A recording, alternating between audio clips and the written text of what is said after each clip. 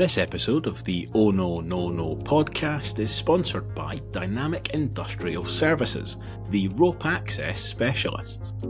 As long-time Raith Rovers supporters, we are very familiar with ropey performances. But if you need a service that's more Sam Stanton than Willie Accio, look no further than DIS.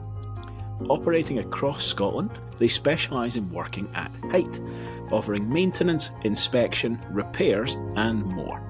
So if you've got a problem at a height that even John Fredrickson can't reach, visit dynamicindustrialservices.co.uk to find out more.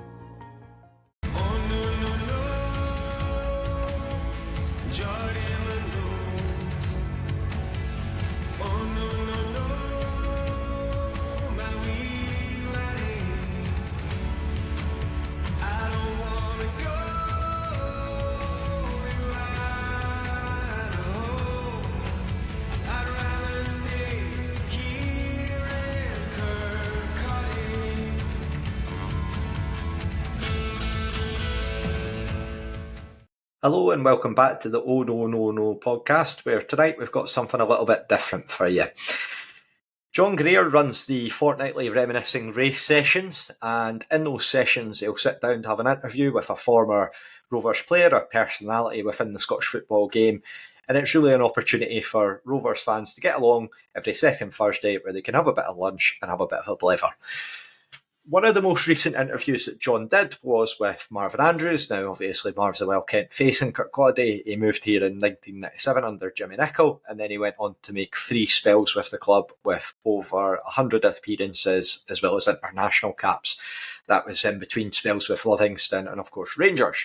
So it's a really candid interview with Big Marv, where he speaks a bit about his time moving to Kirkcaldy, the cultural differences that he experienced when he moved from the Caribbean.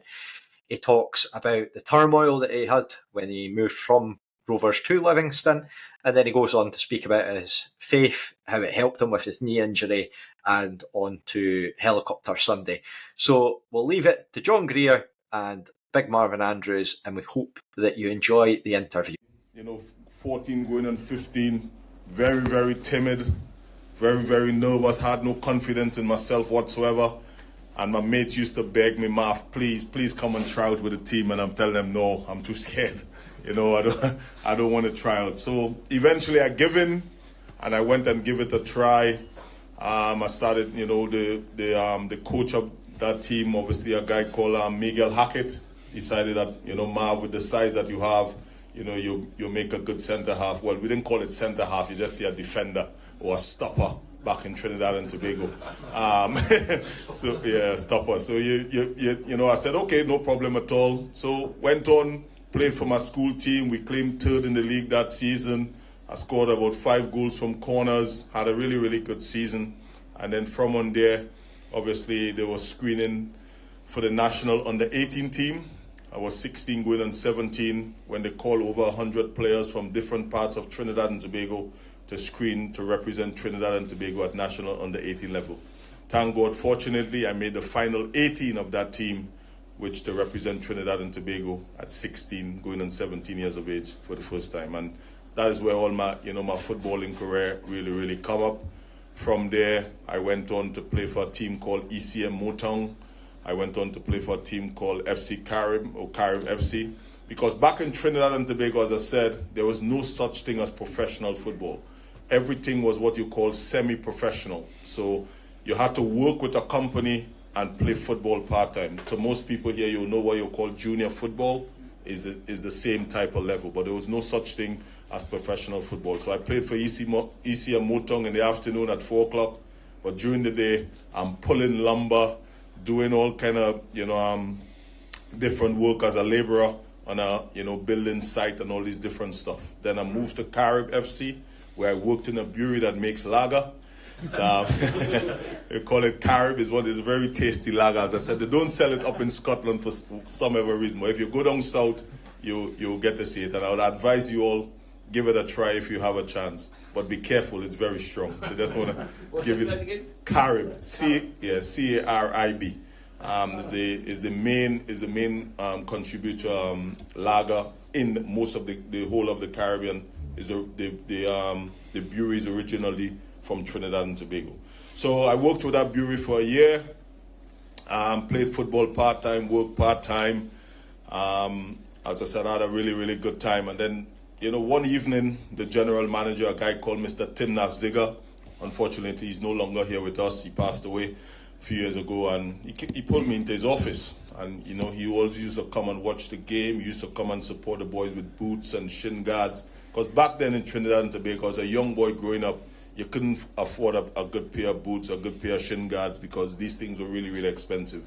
And as I say, we were making minimum wage, and you couldn't really buy these things. So this manager used to try to help us out in the best way possible. And then he used to come and watch the games. He saw me play while representing Trinidad and Tobago at national under-18 level. And he came up with the idea, Marv, I'd like to go and show the world your talent. I'm sending you to Scotland. I'm like, well.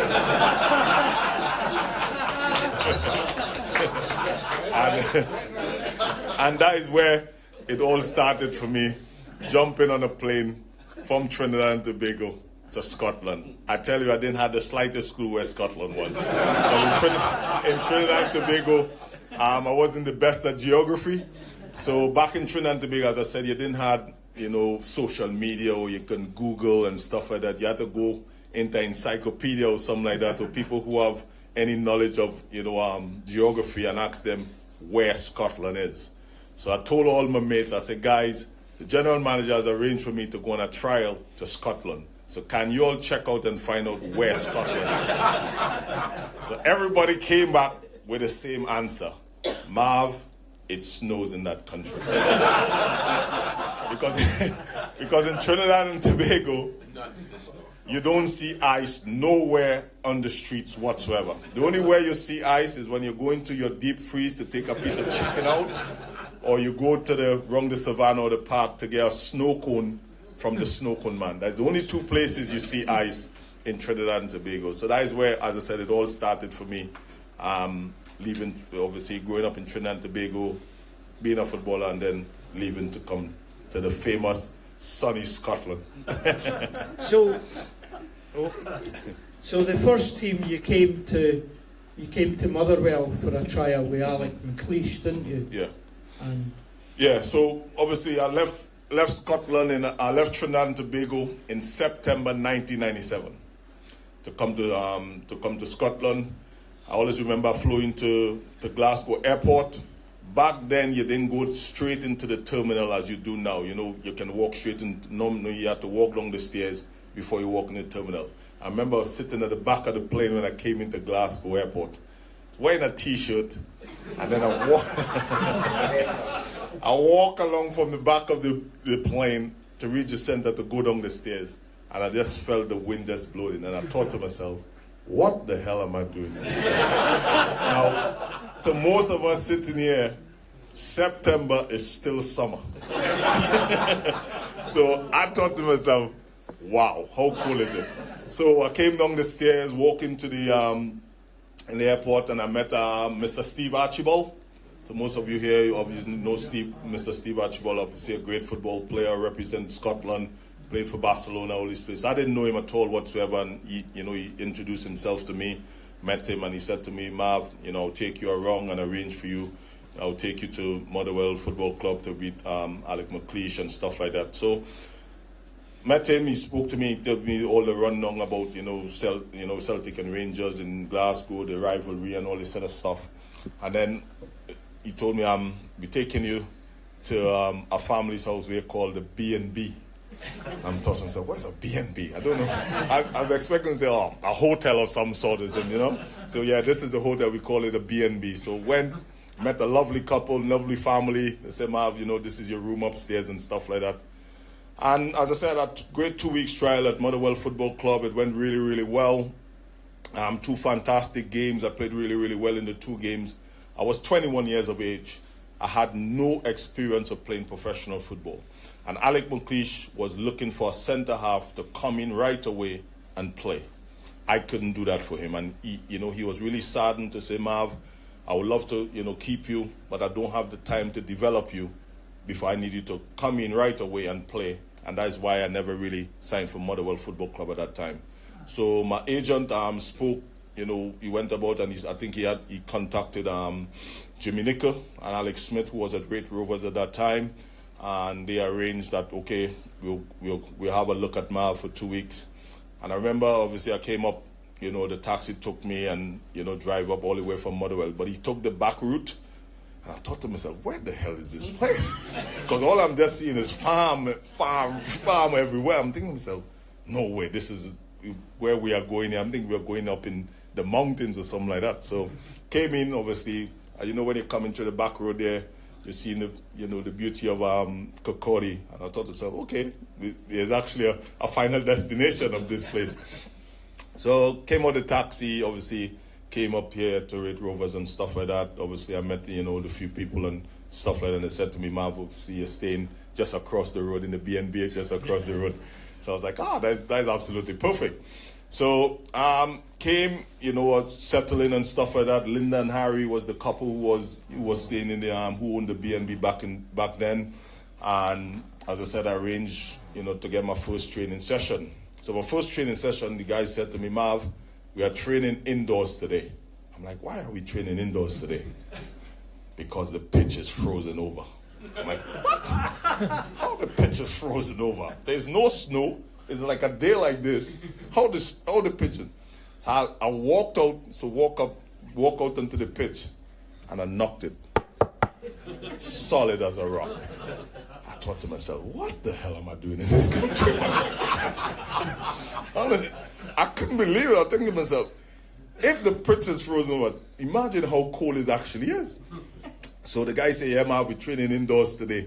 So we went up to where you have Michael Woods. We used to, where Michael Woods Center. We went up there to train indoors. And I say I had no indoor trainers whatsoever. Because back in Trinidad and Tobago, we used to wear basketball trainers. So I came out with my basketball trainers, my first training session, and all the guys are looking like me, like, what the hell is wrong with this guy? So I came on my first training session for Raith Rovers Football Club is in a basketball trainers at Michael Wood, and obviously, guys just watching me and thinking, oh, what a big guy and stuff he is. So they arranged that, next few weeks, we'll arrange a trial game for you. So the trial game was against Dundee United. And I remember we went up to Dundee United and, obviously we came out, we looked at the pitch and stuff like that before the game. So I came out and I'm watching the pitch. And I realized the grass is white. I'm thinking, how is the grass even white? So I'm asking the guys, did they spray something on the grass? What's the white stuff on the grass? I was like, no, Marv, that is frost. So I'm thinking to myself, game is definitely off. They're like, no, Marv, game on. Oh my God. I have on my trackie, I have my wheelie hat on, I'm wearing gloves. Then we come out to warm up, and guys are running about in shorts and t-shirts. And I was thinking, what the? These guys are probably Iron Men or something like that. And I'm telling you, I'm wearing my trackies and I'm trying to get warm, and I can't get warm to save myself whatsoever. So we end up warming up, game start, we play the game, we get beaten 4-0. I could not even move. I thought to myself, how the hell people play football in this type of weather? And obviously we get beaten 4-0 by Dundee United. And then, I went in the dressing room after, spoke to Jimmy Nicholl and Alex Smith, and I was like, Marv, there's no way we can sign you on that performance, obviously. You barely even move. And I was like, Gaffer, you can see the reason why. Look at the weather, I couldn't even get warm. I never even broke a sweat. That's how cold it was. So they arranged another trial game for me, which was against Livingston. Back then, Livingston were in the 3rd division, where you call the 3rd division, obviously you call it League 2 now, whatever.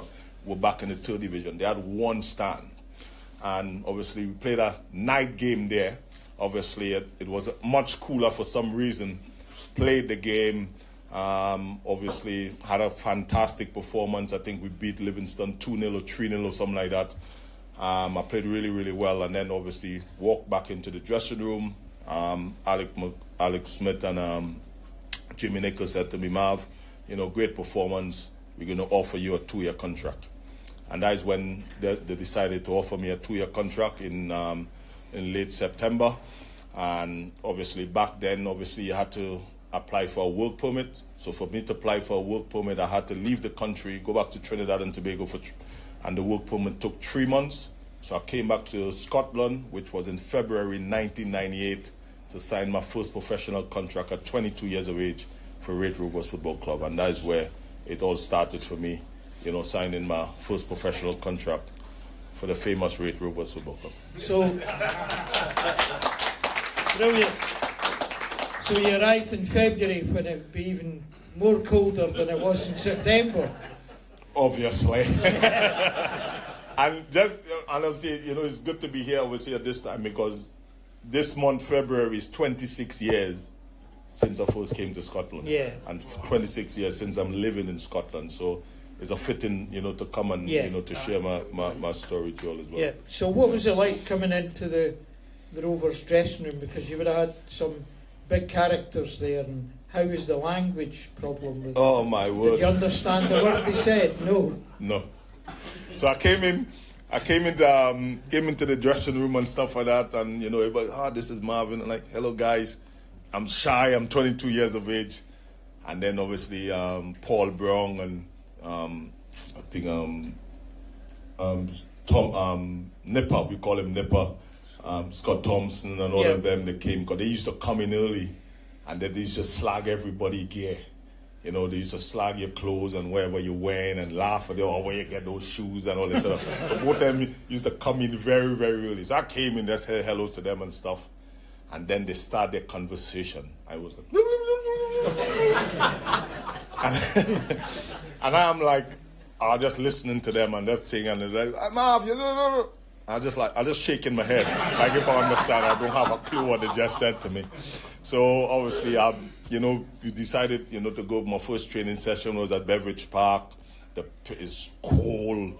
Oh my gosh, the pitch is like mud, just pure mud. You're training in Beveridge Park. Obviously, training session. You walk up to the thing. You had the mini bus that you used to take the goal post and all this other stuff up. And I'm just, experience. And then they say, well, Marv, lunchtime. So I'm thinking, say we're coming here to get a meal. We used to go by the shop to the shop. What do you used to call it back then? The other name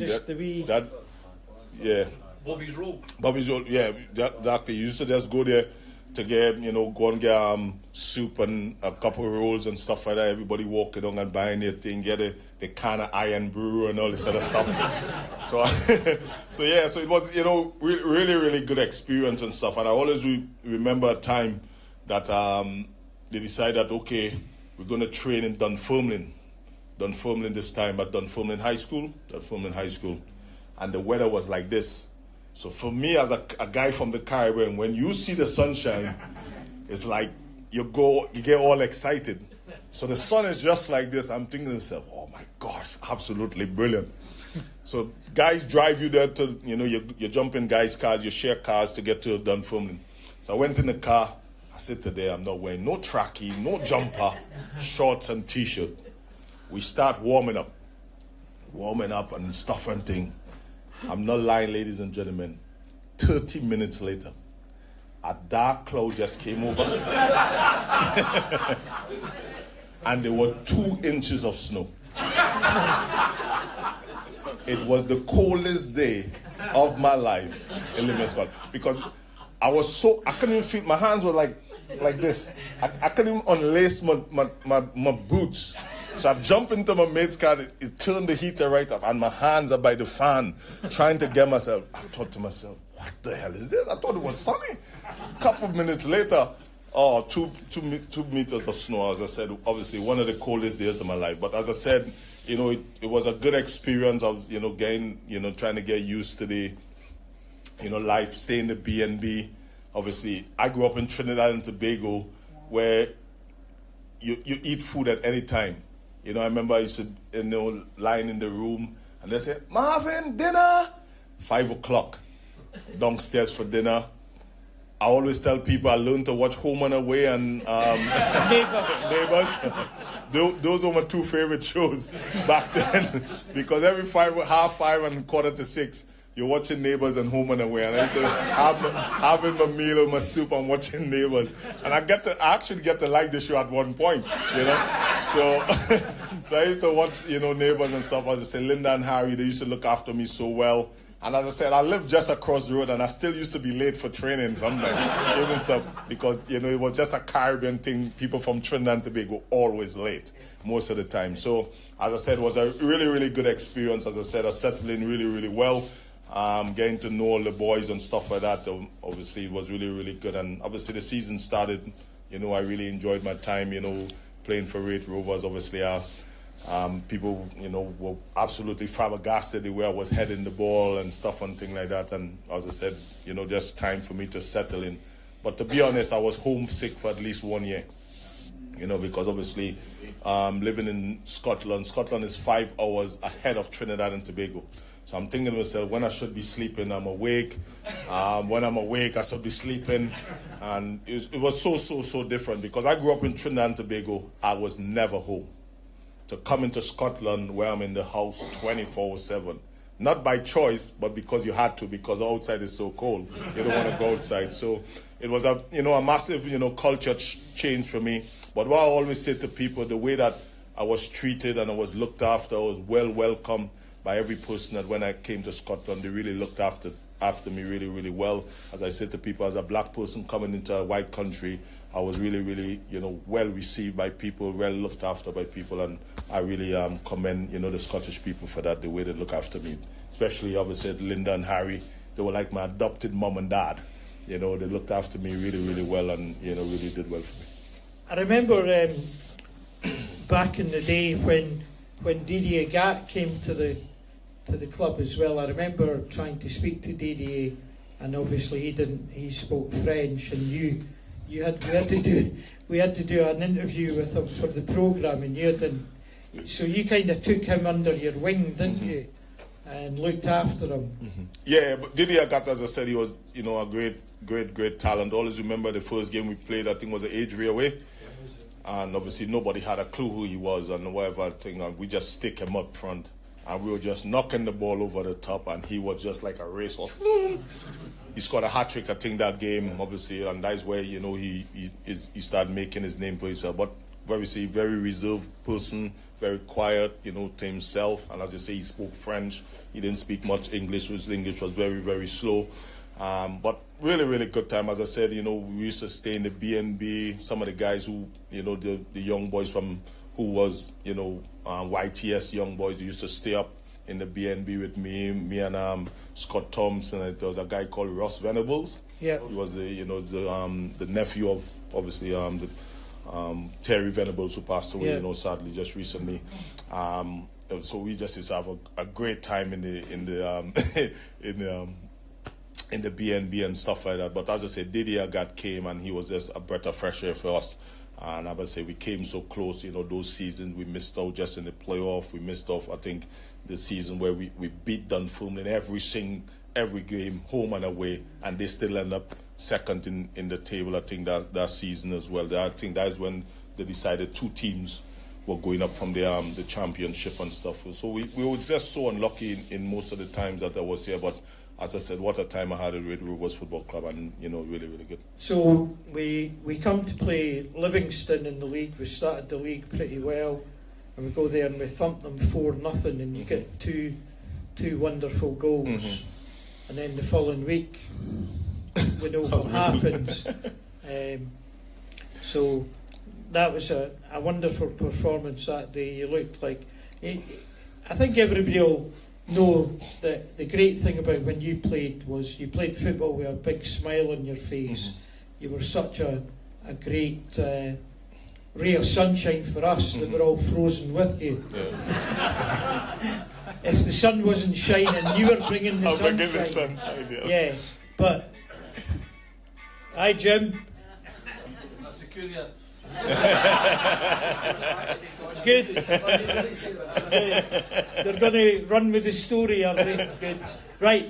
So obviously, a I've spoken to Stevie Tosh about it, and he said that the day that the three of you are going to sign for Livingston, you're told to go away from training, you go and you stay in Tosher's house, and there's going to be a phone call, and you had no idea which club you were signing for or anything. Yeah, so as I said, what happened at that time, obviously, playing at Raith Rovers, obviously I played here.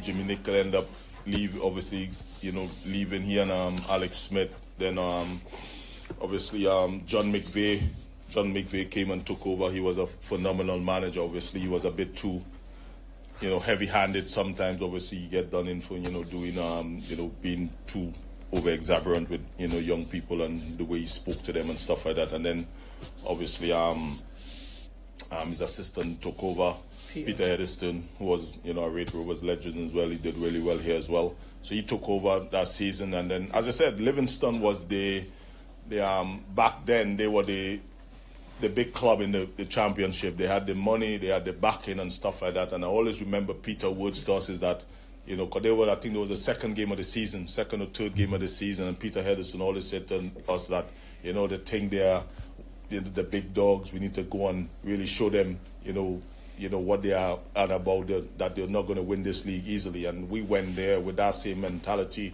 played really well. As I said, I scored from a corner, and I scored one with my foot by chance as well, to make it 4-0. So we, was a really, really good performance. But then, as I said, we came back here the week after. We came into training the next morning and stuff, thinking, looking forward to training. And then the chairman, Danny Smith,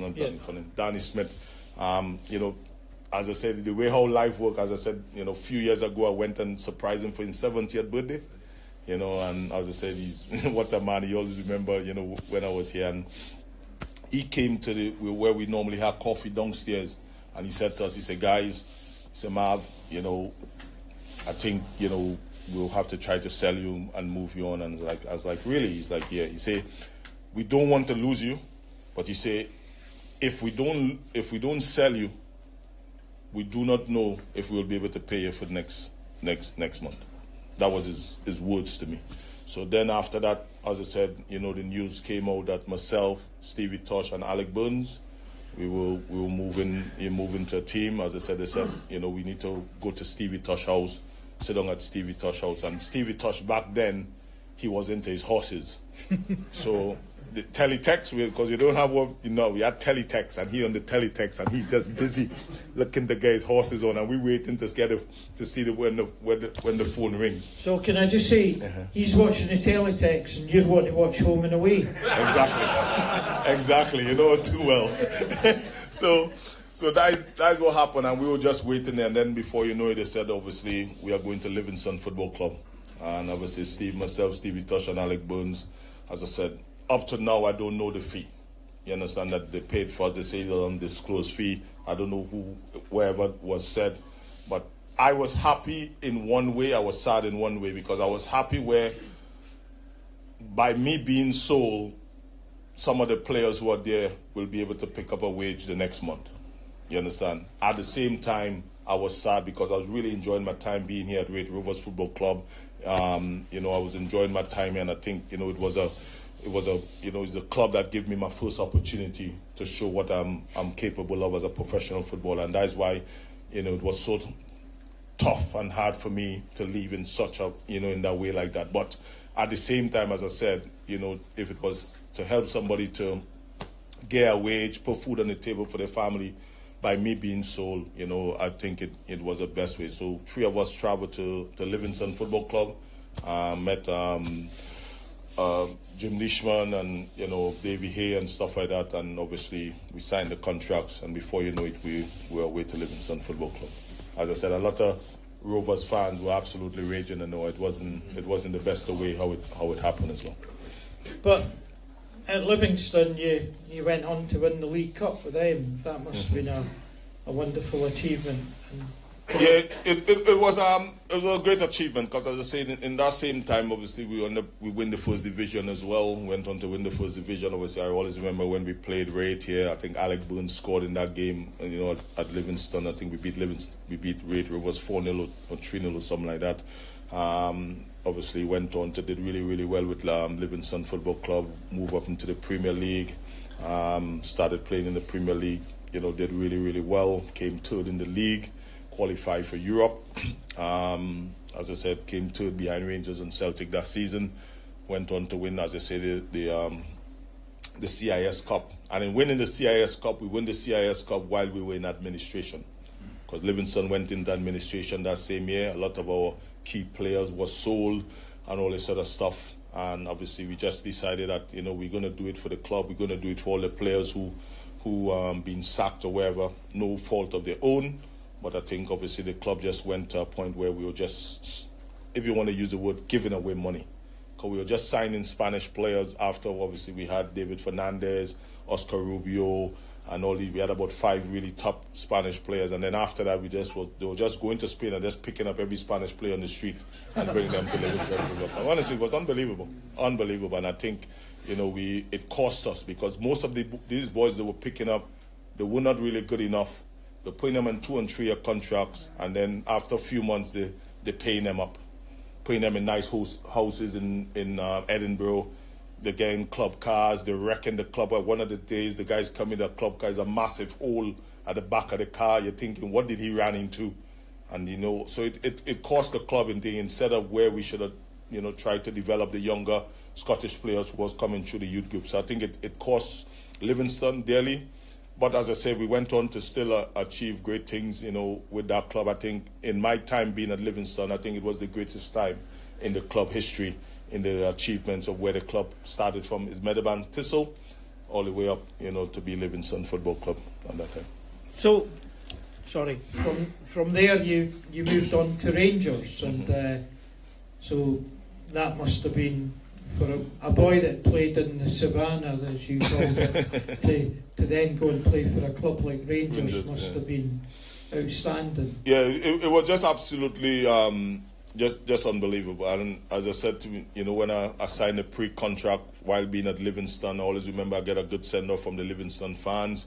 There were 10,000 fans in the stadium who waited behind after the game and just wished me all the best. Signed a pre-contract, went to Rangers Football Club, and Rangers with the beliefs and all this Catholics and Protestants sort of stuff. And I always remember when I first signed for Rangers, all my Rangers pals were like, Marv, we know you're a believer in God and you're a Christian, but please don't bless yourself when you run out of that. So that was one of the first warnings I get, never bless yourself before. But as I said, these things have changed now because you look at, a lot, I watch, I work at Ibrox now and you see players running and crossing themselves, no problem. It's all changed now from when I first started. And as I said, what a experience. I always remember I went into Murray Park and the gate opened for itself. And I was like, because these things you only normally see on, if you're watching the Million Year Row in Hollywood, when the gates open for itself. Or Home and Away. Or Home and Away. Or Home and Away.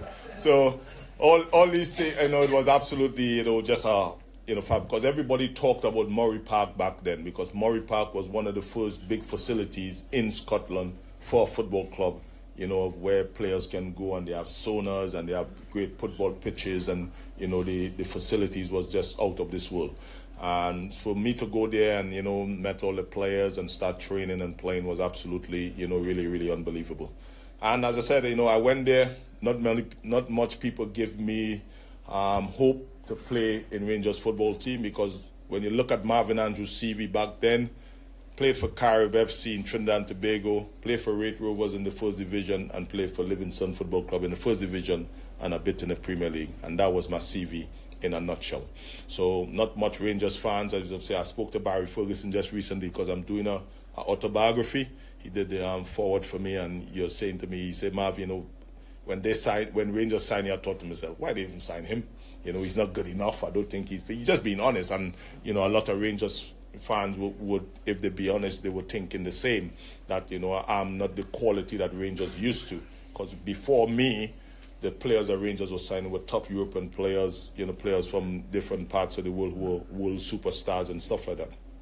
So I went there with my faith and my belief in God and the talent that God has given to me, that I will be successful at Rangers Football Club. And I went there, put my head down, worked hard, did everything. I met, obviously, Alec McLeish helped me a lot because he was a ex-centre half himself as a player. So he taught me a lot, in my positioning and learning the game. So did really, really well. As I said, a fantastic, started off really well. Obviously, Boom Song came along, Nacho Novo, obviously Alec Ray. It was 7 of us signed, in that first time for Alec McLeish to boost the team, because back then Celtic were just bullying everybody with Big Bobo Baldi and all these big players. They had 6 foot and up, players. They had Martin O'Neill was signed back then. So it started off a really, really good season, and then obviously it boiled long. Obviously, I damaged my knee. I damaged my ACL. Obviously, it was never been heard. Obviously, most people who damage the ACL, the minimum you're out for is 9 months to a year after surgery.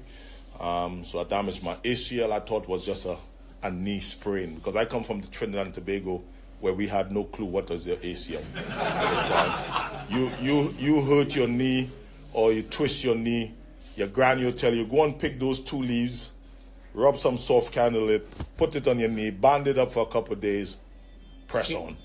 That's the way I grew up in Trinidad and Tobago. So for when they told me, obviously, Mom, you damaged your ACL, you wouldn't be able to play, you need to take a surgery before you even play, and I was like thinking, no, but as I said, I went, my faith in God, I prayed about it a lot, and I believed that, God didn't want me to take a surgery at that specific time. I believe God, that God will heal my knee. Obviously, it became, national news that Marvin is not going to take a surgery. You're going to believe that God is going to heal his knee. And as I said to people, your ACL is one of the most acute injuries in the professional game. No matter what sports you play, your ACL is what you call the foundation of your knee.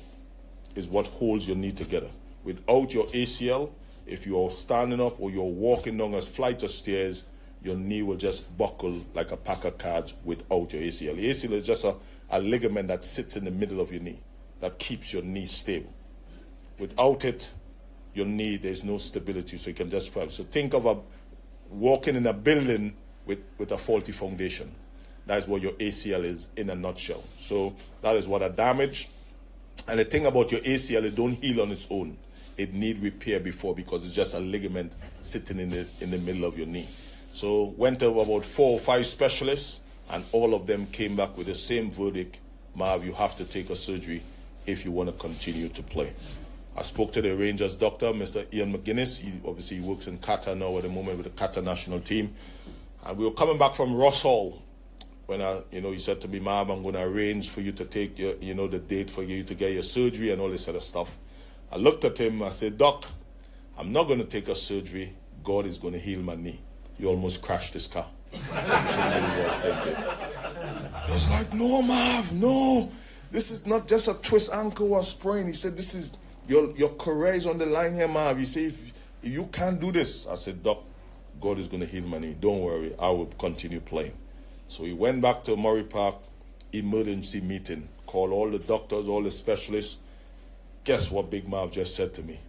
God is going to heal his knee. And obviously it became national news, front page and back page. I tell people my knee, I think, is probably the most famous knee in Scotland because everybody had their own opinion about Marvin Andrews' knee. Obviously, Christians who told me, forget God, don't I'm a Christian too. God works through the doctors, and I'm telling you, it was absolutely unbelievable. And I was just being persistent. And then I think the last straw was they phoned my mom in Trinidad and Tobago.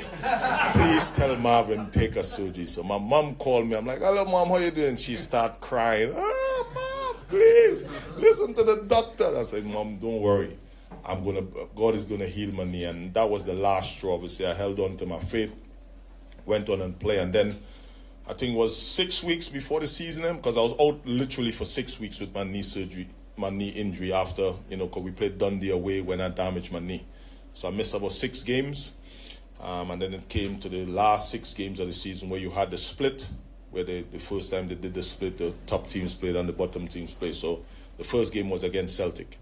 And I always remember I was just doing training and stuff like that. I met Alec McLeish, and he said, Marv, I respect your faith, I respect your belief, but when are we going to see Marvin Andrews out back on the pitch as we did before you damaged your knee? My knee is really swollen, really big. I'm limping about. I looked at the gaffer and I said, Gaffer, I'm training on Monday. I walked away after a couple of minutes and I thought to myself, Marv, why you didn't just keep your mouth shut? My knee is really swollen. This is on a Thursday afternoon.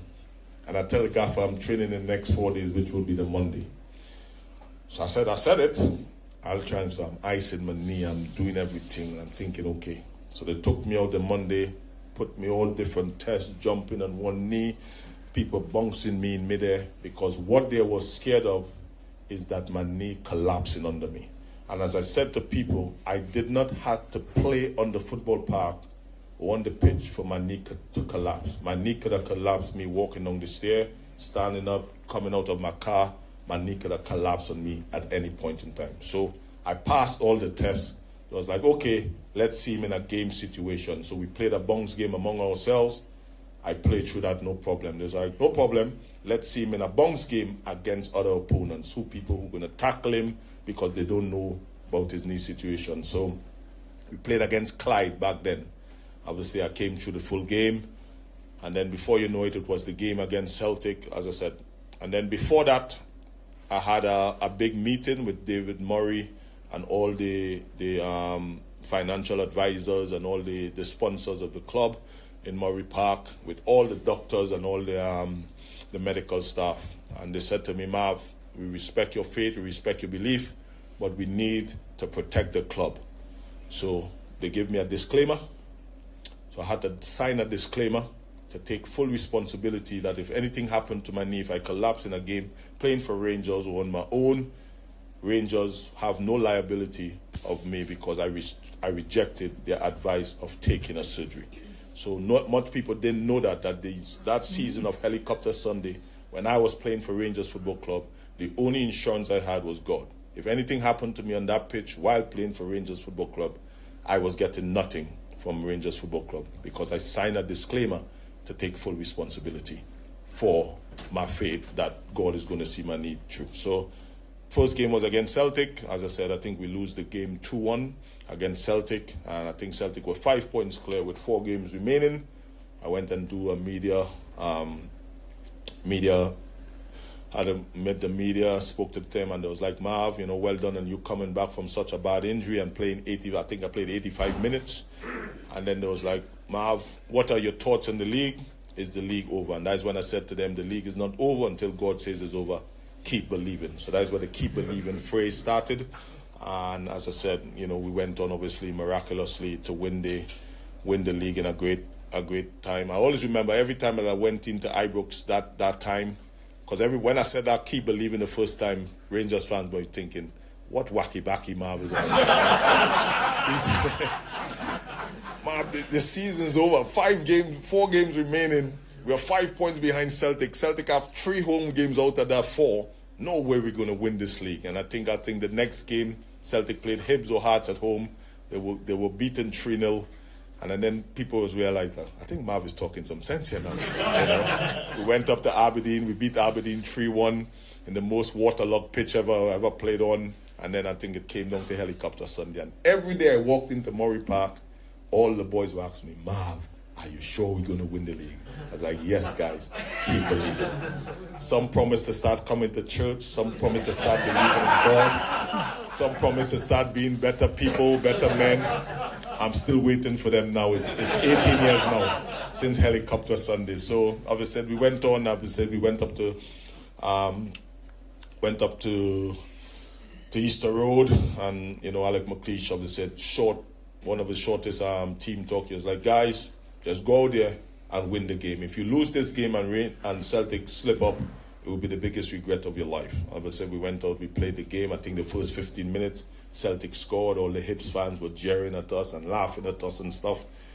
And we played the game, obviously 0-0. We missed a few chances. And then we came out second half. Everybody was down in the dressing room and stuff. And I'm like, say, guys, keep believing, keep believing. Alec McLeish started shouting at Barry, come on, Barry, get up. And start, because Barry was down sad and all this other stuff. Came out second half. Nacho Novo scored to make it 1-0. After that is the most boring football game I've ever taken part in. Hibs is staying in their end. We're just passing the ball about the back, because Hibs trying to be in Europe without losing more than 2 or 3 goals. So they're just staying in their half, and we're just passing the ball in the back. And most people know Marvin is not the most technically gifted footballer at his feet. So I remember we were just passing the ball about, and I just get bored. So I pick the ball up and go on a wee mazy run. Alec McLeish almost get a heart attack. Because I don't swear, I can't tell you exactly what he said to me. Okay?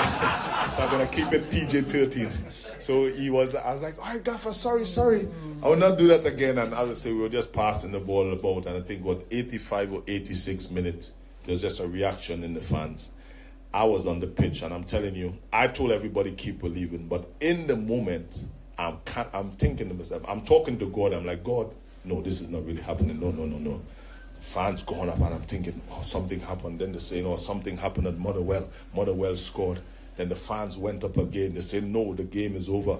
Not knowing Motherwell scored again, and whatever the case may be. And as I said, in the moment, as I said, when the final whistle, there's a photo of me. I fell on my knees, thanking God, for what I'm. Because I said to people, Marvin Andrews should not have been a pitch for Helicopter Sunday.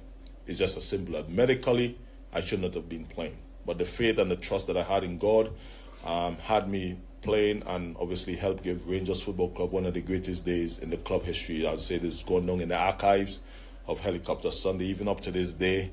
Everybody I met, Marv, keep believing. And that is a mantra that, as I said, that I will die with until I leave this earth. But it's just to let people know that, everybody sitting here, you may have a dream, you may have a goal, you may be going through a difficult time, but my mantra is to let you know that though whatever you go through or whatever you're believing for, whether it's financial, whether it's health, whether it's keep believing, don't give up on that dream, that it is still possible. And that's what I always say, people, the meaning of keep believing is that don't give up. It might be tough, it might look impossible, it might look that it may never change, it may look like, things could never turn out right for you, but don't ever give up, especially when you have God on your side. It's very, very important. And that was, just a great day for me. And I always remember I had a church service that Sunday evening back in Concordia by our church in Mitchell Street. And my minister, Pastor Joe, came and picked me up in a green Honda Civic. So he's driving down Easter Road. I'm sitting in the front seat of the car, and I'm just watching the blue sea of Rangers fans, people celebrating, people crying, people is just so jubilous of what happened. They couldn't believe what just happened there. And everybody, somebody just, there is Big Marv. So they spot me in my minister car. Ladies and gentlemen, the Rangers fans physically did the bouncy with my minister car. So we are sitting in the car. If you watch hip-hop videos when the car is on hydraulics. Yeah. So my minister car is bouncing. He's holding the steering. I'm watching him. I say, Pastor, there's nothing you can do. So we're bouncing the car. Then before you know it, all the fans start lying down on Easter Road. Marv, we believe. Run over us. So they start lying down in the middle of the street, and they're telling, so I said, Pastor Joe, drive forward then. They said, run over them. So I had to come through my sunroof. There's a picture of me on social media of me trying to pad the blue sea of Rangers fans. Where they are lining the road, Marv, we believe, run over us. So I had to come out of the sunroof and say, guys, I believe as well. But if this car run over you, you will surely die. Guaranteed. And as I said, I think it was about an hour and 45 minutes to get out to Easter Road with the, jubilance and stuff. But end up coming back to our church service, and then obviously they went back to Ibrox and celebrate and stuff. But as I say, what a phenomenal day. And as I said, I thank God every day. I came from a small island of 1.2 million people. As I said, without Raith Rovers, there's no Rangers. I say that to many people. It all started at Raith Rovers Football Club, from Raith Rovers to Livingston to Rangers. And as I said, it was absolutely just a phenomenal journey of me, of helping the club to win such a momentous title. As I said, it's still talk. I meet people now, which is 18 years now, and people telling me their story of where they were for Helicopter Sunday. Tears come out of their eye.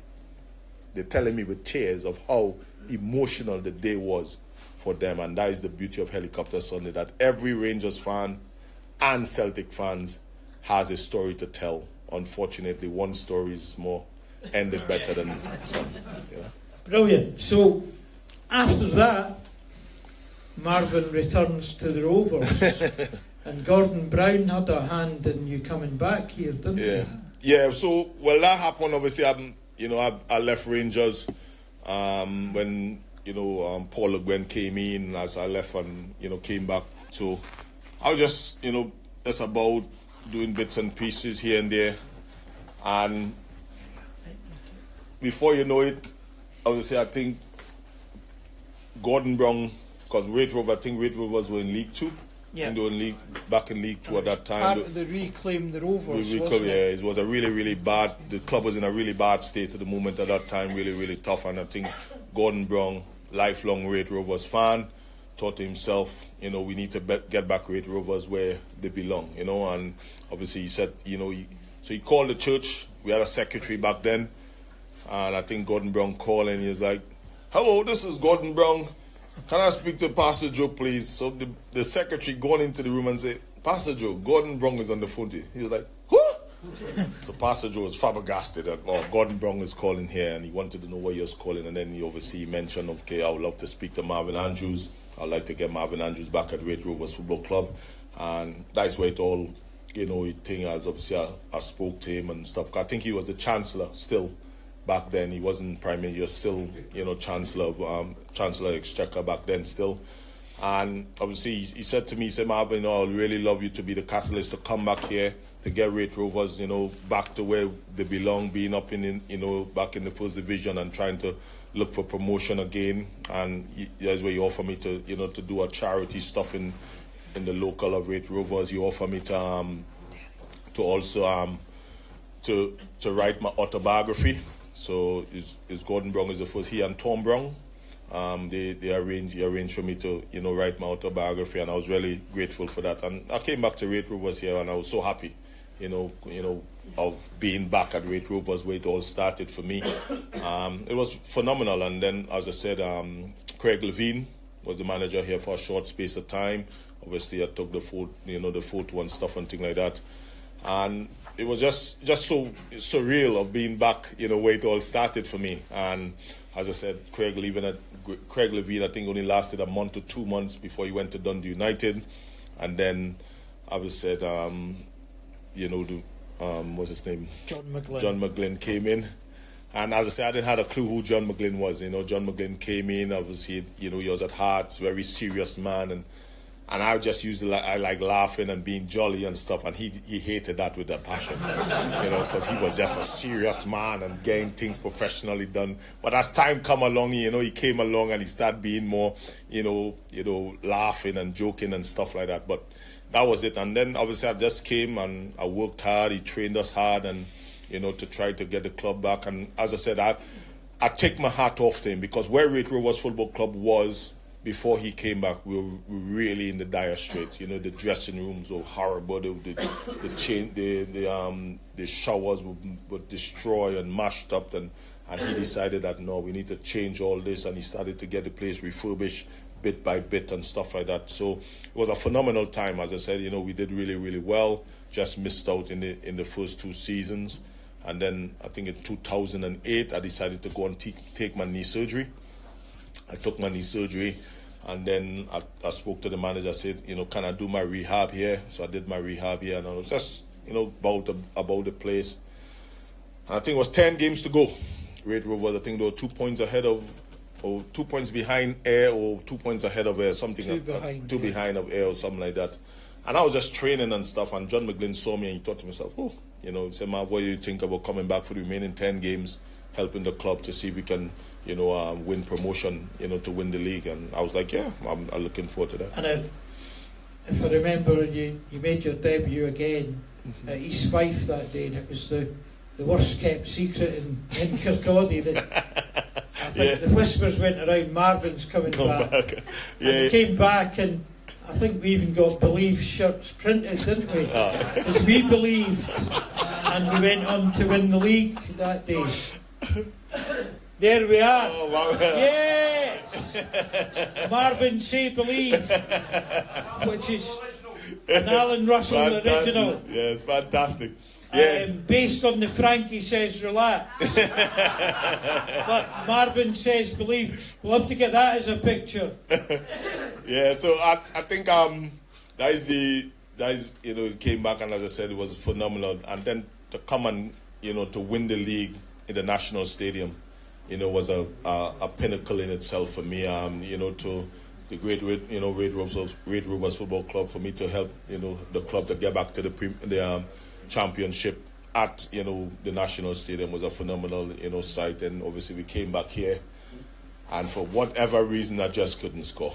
I tried my hardest. I get mud all in my face. Against Arbroath. I get Arbroath. We tried this. The pitch was absolutely just atrocious, but we just couldn't score. To get that celebration that everybody was looking for. And I always remember my diving header and mud all in my face, man. And I couldn't even see, But what a phenomenal day it was, and I was just so happy to see the fans in that array again, to see the club right back where they're supposed to be, and it was just a phenomenal time. As I said, after that season, obviously I went away to go to Hamilton and went about to different clubs, but it was just a pinnacle for me to just come and to win something at Raith Rovers Football Club, where it all started for me, which was a really good pleasure. But there was another thing. I remember one Saturday morning putting Transworld Sport on, and there was Marvin Andrews of Raith Rovers scoring the first ever goal in the qualifying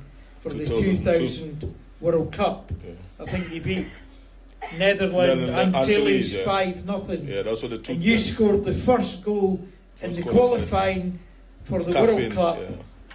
And you were a Raith Rovers player. It was phenomenal. That was unbelievable, because that was for the 2002. Yeah, it was Korea. The World Cup was in Korea. Japan. Yeah. So that was a qualifier for that year, and I scored the first qualifying goal of that campaign. And obviously, what a good achievement, a nice wee header, my trademark, header to score the first goal. Yeah, so it was brilliant. But you played with some fantastic players with Trinidad and Tobago, and you also had an ex-Raith Rovers player as manager, in Ian Porterfield. Yes, 100%. Ian Porterfield, was obviously a great man. Obviously in that 2002 campaign, obviously we were playing really, really well. Obviously we had Dwight York, Russell Latapy, Tony Roger, all these, Jared Nixon, Arnold Dorica, some of these guys who came, who was part of in Scotland. And we had a really, really good team. I think in the last bit of the qualifier, it just went a bit haywire, because we had some players who decided that they wanted to do their own thing. Dwight York and Russell Latapy, who just love partying. So we had to report for a thing. They decided, we'll go Barbados and have a wee hangout before they come. And so the camaraderie in the last stages, went really well. But Ian Porterfield, what a man, what a great, Scottish man. And I was, I had the pleasure where his family messaged me to do his burial in is Cardenden? Cardenden. I think in Cardenden, I did his thing, obviously, to put his ashes in the ground and stuff like that. So I did the ceremony for that. I was, honored to do that for, as, great Scotsman he was. But as I said, it's just a phenomenal time, just being back at Raith Rovers. We see, representing my country, and it used to be big hassle of me, going back to my country and Raith Rovers, and Raith Rovers couldn't do anything as well, and it was so difficult for the club, because I was torn between club and country, and because back then you don't have what you have now, where they have international windows. Back then, they just called your national, because Trinidad and Tobago played at a different time from Europe and all these different things. It was so difficult for clubs back then, when you have an international player, and I think Raith Rovers suffer a good deal of that from me not being here in a lot of games where they drop points or miss games and stuff because I had to go away for Trinidad and Tobago. But I know the record book shows that Dave Morris is our most capped Raith Rovers player, but you surpassed that really, because I tried to go. It's difficult to work out because Trinidad and Tobago play so many games. But I worked out it was about 42 caps you had while playing at Raith Rovers, so you must be our greatest ever capped footballer. But also getting inducted into the Rovers Hall of Fame was a big night for you as well. I've never seen you so emotional. Emotional, yes. It was unbelievable.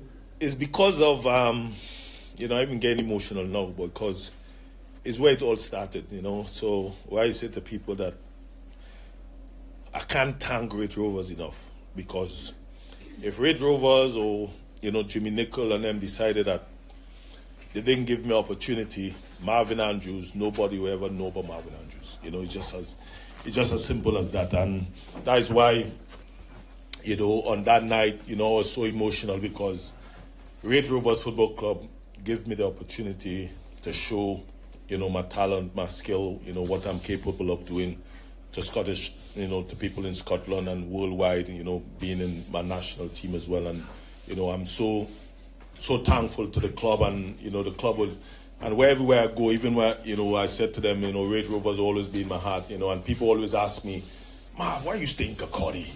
They talk funny up there and all this other stuff. Like, I'm saying, no, I said, Kirkcaldy people think the same here in Glasgow. You all talk funny as well, So I said Kirkcaldy is no place like Kirkcaldy. And I say, many years ago, we used to charge you £1 to come into the kingdom of fight, But now, obviously, I think, our Prime Minister back then, Gordon Brown, felt sorry for you all and he said, okay, we allow you all in free, But as I said, Kirkcaldy is my home, I live here for 26 years. As I said, I'm a local hero here, lovely people. I'm not a big city fan anyway. I don't like the big cities. Kirkcaldy is from, I say I'm close to the beach, even though I've never been to the water once. But I can look at it brings back memory of Trinidad and Tobago and stuff. But as I said, to be inducted in the Hall of Fame for Raith Rovers Football Club is just a massive honor. it surpassed so many things in my life, because, as I said, to everybody, is that this is where it all started for Marvin Andrews, and I feel very privileged, and I thank God every day, and I thank everybody who was at Raith Rovers Football Club, all you fans who supported me, and to that where it all started for me, and I know I'll never ever forget Raith Rovers Football Club as long as I live. Thank you.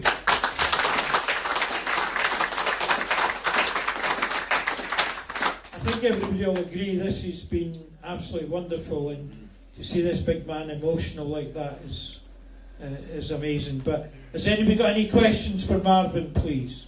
Marv, you ever thought about going into management? No. Look how happy I am. Look at me. I like sleeping at night. I have friends who are managers. They don't sleep at night. They don't even say hello to their wives or something. As I said, even as a player, I never had the desire of being a manager. I am good at talking to people. A lot of people invite me to the youth groups and to encourage people and talk and put in my 2 cents and give them a little bit of encouragement. I'm good at that. But I think coaching, especially in our modern society today, is very, very difficult. I come from the coaching background of managers where you had to be a man in the dressing room. Modern football today, no. And I think one of the main problem in our modern football today, it only takes a player to say, I'm suffering from mental health. And that's it. There is nothing you can do again as a manager. I grew up where managers jack people up, get your finger out, let's go. And yeah, that's the type of dressing room I grew up in. And most of you here, you'll have an idea of that. Yeah, the Alex Ferguson and all this set of stuff. These people, you imagine Alex Ferguson coming back to manage now. You'll be in jail. He will be in the front of a judge looking to defend himself. because of how the society is today. And I say it's so difficult. And as I said, we live in a different society today, and people different beliefs, and all this, people are offended if you say certain things. And so to be a manager now, I have my mate Dennis Lawrence, who was my teammate in Trinidad and Tobago. He wants me to be his assistant if he get a head job anyway. So I don't mind being an assistant to somebody, but to be a manager, I want my gray hair to come in naturally. That's my plan. In my hair, I don't want my gray hair to be forced in and anything. I remember when I went and played for Elgin, Barry Wilson. Okay, Barry Wilson, he was the manager of Elgin. And there's Elgin Football Club. The stress that he had was unbelievable. Unbelievable. Even to the point where he, at one point, because he asked me to come up and help him, after 2.5 months, he said, Marv, no, I can't do it anymore. It's just too much. And this is Elgin. You're talking part-time players he's dealing with here. Barry Ferguson, when I was at Clyde, he wants to pull his hair out. And Barry Ferguson, because he's a natural winner, you have people who are plumbers, electricians coming in, they make one bad pass or they mistrap a ball, he's down their throat. And these guys, they're not used to that. You understand? So I think it's just it's so different now. But to be a manager, is nothing. And I think for me as well, a lot of ex-players, I know a lot of ex-players who have went in to go and do their badges. They might pay minimum £15,000 if you want to get all the way, or £20,000 if you want to get your pro license and stuff like that. Ex-footballer, to say you have a piece of paper, and that piece of paper that you have, you do not even use it in any of your coaching and stuff. But you're paying £15,000 or £20,000 to get that as an ex-player. And I think that for me is a rip-off. You understand? And that is what a lot of them, all these managers, they have their certificates, but there's no jobs available. Look at the Premier League. It's just a recycle. Manager gets sacked here, oh yeah, he pick up another job there. He gets, it's just constantly going on. There's nothing new, no new management thing coming through, and they're just recycling the same old people over and over and over. Look at the Aberdeen manager. He's 75 years of age. No disrespect to him, he still has a desire to be coach and stuff. But if you tell me you have young people coming in, there's no way he's going to get, be getting that job at this time. But as I said, management for Marvin Andrews is a solid no. You might see me in a coaching staff, as assistant to assistant of stuff, if my mate Dennis Lawrence get a head coach job. But apart from that, because I haven't even done my B license, that's another question. Yeah, no problem. Could we win the league? If we believe, as I said. Because I said I watched the game on Wednesday? Tuesday. I watched it on the Raith TV. And as I said, you can see the nerves. I don't think we played anything as we were capable of. You understand? And I think that comes with lack of belief. Because we do, look what Dundee United. Dundee United are not better than Raith Rovers. You understand? They were not better than Raith Rovers. I think the difference that will make us either win the league or don't win the league is our belief. Because I think we have a phenomenal team, and I think we need to continue playing what brought us to this position. Because on Tuesday night there, we had any shots on goal? No, we didn't have a shot. Marvin, could we get in the dressing room? I'll wait for them when the manager come in and have a word with them. But I think that is the key component. If they believe, Raith Rovers can definitely be in the Premier League this year. And I said to people, story. Yeah. I was on a cruise, and it was a back-to-back going. I'm trying to be sure. Yeah. Going from one side of the Caribbean to the other side. So this one was going to the big one. Yes. I've got to watch. To be, yeah. To be in Trinidad. Anyway, it's like seafield, but me and my wife was walking along because you're walking along the prom in Tobago. Yeah. With the boom, boom, boom. Yeah, the steel pan. There's an empty one. Of course, I'm going. Anyway, I seen floodlights, and it was just like seafield. Yeah. And I said to me, could you stand there? No, maybe be about an hour or so. Yeah. So anyway, we were going. comes to the stadium, and the wee boys are all running about. They're brought wee ladies that came with them. Mm-hmm. And this boy, he comes across, he says, "Can I help you?" I said, "No, I just seen the floodlights. I just moseying along, come in and see the wee ladies off the train." And he says, "Again, it's sort of private." I said, "I'm sorry, again." I says, he says, "What, you support what team?" I said, "Raith Rovers." I says, "In fact," I says, "there's a boy that plays for the Rovers." He says, he comes for he plays for the national team." He says, "Who's that?" He says, "It's Marvin Andrews." No, I didn't ken his name. He says, "That's my best pal." He was lying to you. Sorry. No, it's okay. No, it's fine. It's okay. Because as I say to people, in Trinidad and Tobago, nobody knows me as Marvin Andrews. They call me Dog in Trinidad and Tobago. D-O-G. You understand? Yeah, that's my nickname in Trinidad and Tobago. Most people call me. So when you say to Marvin, they'll be like, "Who? Dog?" Yeah, that's it. If you mention Marvin Andrews, they'll be like, "We don't know him." But they know me as that. So that is most people. So that's why I said they're lying to you. Because once they mention Marvin Andrews, most people don't know me as Marvin Andrews. If you mention Dwight York or Russell Latapy, then they'll know their name. The ships come in. Yeah, right in the port of Tobago of Monrepo Bay or wherever they come to be. Yeah, so because they always have people kicking about playing football and all this other stuff. Anybody else? Yeah, Marvin, there'll be two wee questions for you. Yeah. First of all, do you remember when you came back to the Rovers and we had a playoff against Stirling Albion? Stirling Albion, yes. Now, Stirling had a player on loan from Leicester, a young lad. I know where you're going. I know where he went. He went to the railway stand.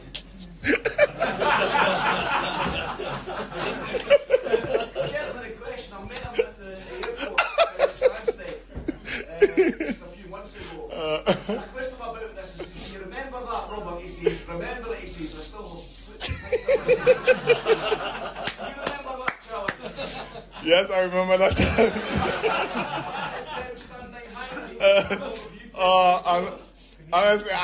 As I said, I collected so clean and him, and I think because as I say to people, just as you ask that question, if you do that now in modern football, you guarantee a send-off. You guarantee, because the force that I went in with, I win the ball clean. It's just not that I didn't try to break his leg or anything like that, but the force that I went in with and with the challenge, and as I said, the fans just reacted to it, man, and then play continue. He's lying down on the ash at the side, and and everybody forget the game. I was like, "Marv, what about that tackle, man?" But yeah, I know the result didn't go out with exactly. So, but as I said, what a challenge it was, and most people, as I said, know me for that. I even said to people sometimes remember when we played Air United away, Air away, and Marvin, I broke Marvin Gordon cheekbone. I never forget that day as well. So That particular challenge at Robert Snodgrass, Jim was sitting quite close to it. He said it was a foul. What's your other question? Yeah, the two questions. One, before I get to the main question, the best centre half that you played alongside at Raith Rovers, the best manager? Well, back then, I've obviously playing at Raith Rovers. Two of my good setup, obviously, the time that I played with Big Sparky, obviously, Mark Campbell, obviously, I think he was here back a couple of weeks ago, obviously. What a beast of a guy, man, honestly. Just a great human being, great laugh as well. But I also had good time, obviously, with Paul Brown. Paul Brown was a very, very good centre-half. Obviously, he came back from Aston Villa back then as well. And so, yeah, I know, dodgy centre, man, because he's a Celtic fan, that's why. Yeah, so, but as I said, great, those two guys were great, because as I said, but Big Mark Campbell, yeah, me and he was very, very phenomenal, at the back when we both played at that time. And not scoring, yeah. Sparky, yeah. As I said, even Todd as well was good as well. He was our captain. Most people hated him, obviously, as our captain as well, but he was really good. And obviously, Jimmy Nicol, obviously I can't thank him enough because he helped me a lot in my game. Obviously John McVeigh, despite of his anger issues or whatever, I think is the fittest I was being in that season that we played. We were very unfortunate. And then Peter Heatherstone, just a gem of a human being, just a good guy. Yeah. Good. You probably noticed we're struggling a bit for centre halves at the moment. If you're coming back for a fourth time, you prefer to play with Watson or I only have 20 minutes in my tank though. No. I think the boys at the moment they're doing really well. Obviously, what a finish from the captain the other night against Dundee United. What a spectacle! I was so happy for the club. The spectacle. It was on telly. The fans. It was just a great promotion for Raith Rovers Football Club for when we are up in the Premier League again. So. It's just so good at the moment. But as I say, I'll keep watching from the sidelines. Thank you very much. I'll keep the charity matches.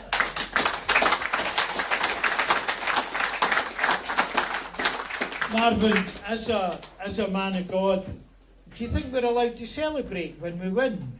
Because everybody's having a go at us for celebrating.